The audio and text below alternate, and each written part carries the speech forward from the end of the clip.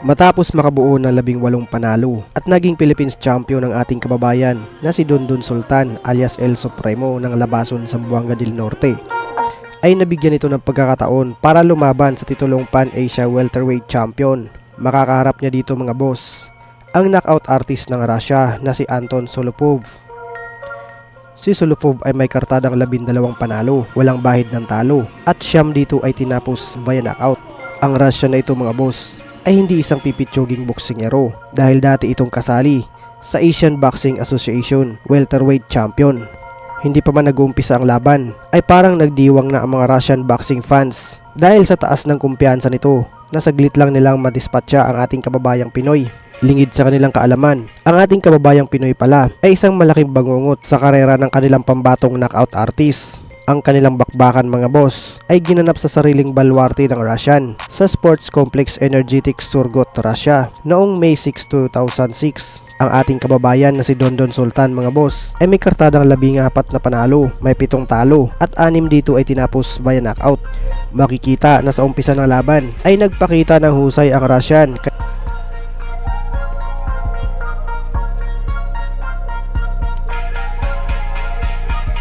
Kaya naman todo suporta ang mga tagahanga nito.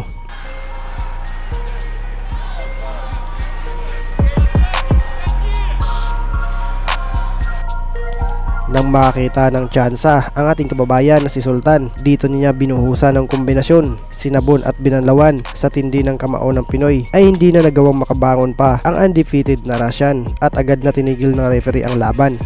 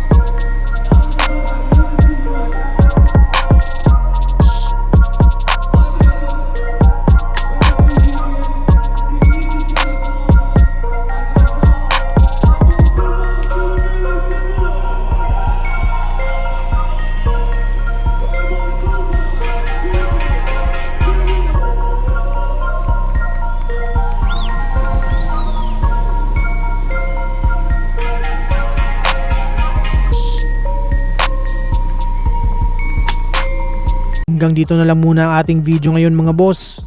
Kaya kung ngayon ka palang napadpad sa ating munting channel, mas maganda kung nakasubscribe ka na para lagi kang ma-notify sa ating mga bagong uploads. Maraming salamat sa inyong walang sawang suporta. Mabuhay, ingat po, and God bless!